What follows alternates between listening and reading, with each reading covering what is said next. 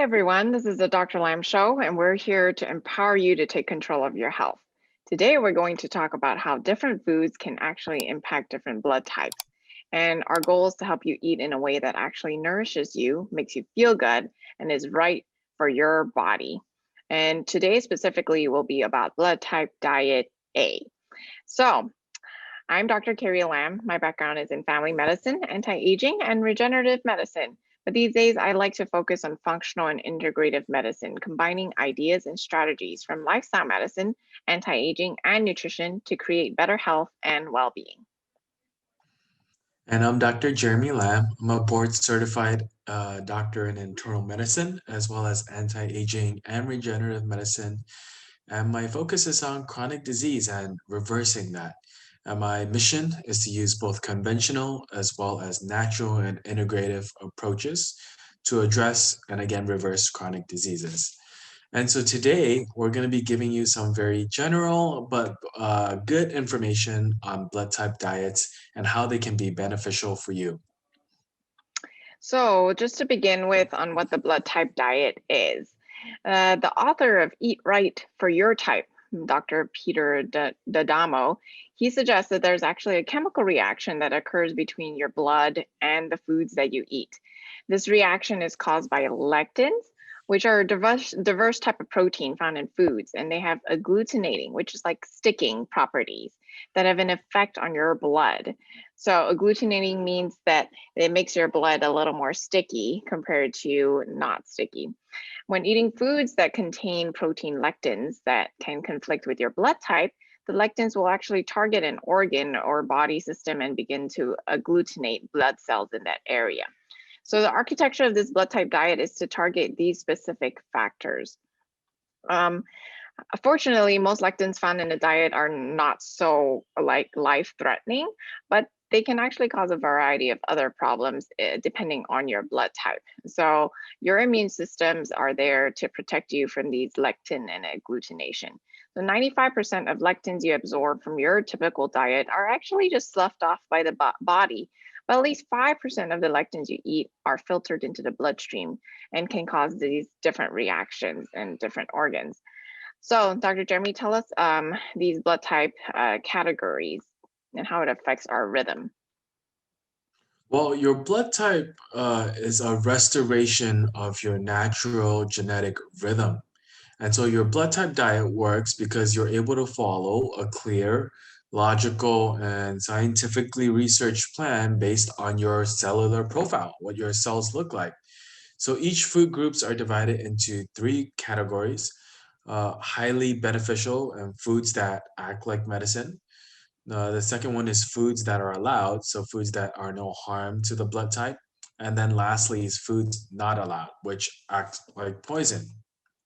And so if your neuroendometabolic stress response or your NEM stress response is facing some dysregulation, perhaps due to adrenal fatigue or due to detoxification pathway issues, then your liver and your extracellular matrix may get clogged up from these accumulations of toxins because you're eating the wrong types of food. And then this directly affects your metabolism as well.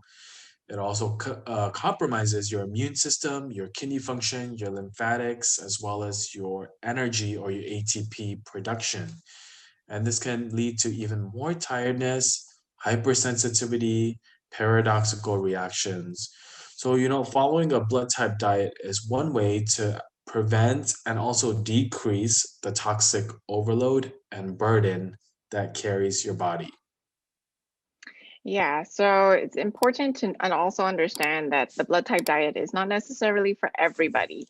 You always should go and find a practitioner to go through these diets with you because not everyone can just generalize and say that I'm going to follow a blood type diet and feel better, right? It's a specific diet that should be recommended by a doctor who understands your body. Okay, so we are going to start with blood type A. And so you'll kind of understand what type of people do well on this diet, okay? Or blood type A people will flourish on what type of diet.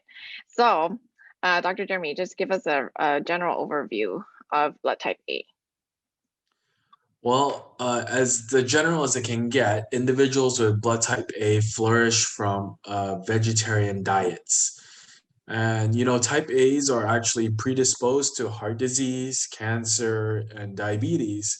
So it's really particularly important for sensitive type A's to get their foods in a natural state as possible. So more fresh, pure, organic, whole foods as well. And when you get on the type A diet, you will naturally become thinner. Dr. Carey, what do they do if they are accustomed to eating meat? Yeah, if a blood type A person eats a lot of meat, they'll probably lose weight rather rapidly in the beginning. Eliminating some of those toxic elements of meat from your diet can greatly help that detox process in your body. So when you follow the type A diet, you can supercharge your immune system and potentially shortcut that life-threatening diseases of the cancer, the cardiovascular, and the diabetes, and reduce that burden of the stress response, helping you with the neuroendometabolic stress response. So when type A's eat meat, they feel more sluggish. Okay. Why do they feel sluggish, Dr. Jeremy? Well, they possibly have low stomach acid content. And so it finds them have a hard time to digest meat. A lot of people say, hey, I had this piece of steak and my stomach hurt after. I really can't digest your meat. So this could be pointing to that you might benefit from a blood type A diet. The slow and then the incomplete digestion then creates that greater toxic load, and your organisms within the gut are starting to grow and could lead to possible intestinal overgrowth or leaky gut in that component. So reducing or eliminating meat from the diet could prevent this increased toxic load, and which is affecting your detoxification process, which is an important circuit in your NEM stress response. Right. And since type A's might not do well on animal protein, it's important to get their proteins from nuts and seeds or more plant-based. They also thrive on beans and legumes, except those that are mentioned in the avoid list. These beans can cause a decrease in insulin production, create an imbalance in your body's metabolic processes that generate stress, and can also cause obesity and diabetes if they don't eat meat. So tofu is also a good staple in type A diet. So that's another form of protein that you can get on the type A diet. What is another type of food that type A's have a hard time digesting? Some people are going to be sad by this, but dairy foods also digested poorly by type A's and can cause metabolic slowdown. They can tolerate a little bit of small amounts of fermented dairy products like yogurt, kefir, non-fat sour cream, and some cultured dairy products. The fermentation process breaks down and converts many of the difficult to process and digest proteins and nutrients. And so that's why the fermentation process causes less stress on the body in that circumstance. Vegetables are also very vital to the type A diet. It provides minerals, enzymes, and antioxidants as well. Some other things that type A diets are very sensitive to are lectins in the potatoes, sweet potatoes, yams, cabbage, tomatoes, and peppers, as they aggravate the delicate lining of the stomach as well. Should type A diet people eat fruits, Dr. Carey?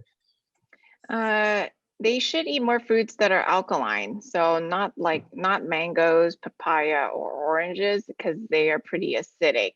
So I'll eat more basic types of fruits to not cause extra stress to your digestive tract and your stress response. So if you are blood type A, and you resonate with some of these characteristics of being more vegetarian, not really digesting meat very well, you might consider doing this blood type A diet to see how it works for your body and switch out your proteins and iron-rich foods. And if you're uncertain on how to do this effectively, you can give us a call, 714-709-8000 for a free initial phone call with a member of our team, and we will be able to go through this with you in more detail. We hope you've enjoyed this episode. Stay tuned for our next episode where we'll talk about the next blood types, B, O, and AB. So this is what first part of this two-part series on the Dr. Lam Show. So we hope that you have enjoyed this. Like and subscribe and share it. We're here to empower you to take control of your health.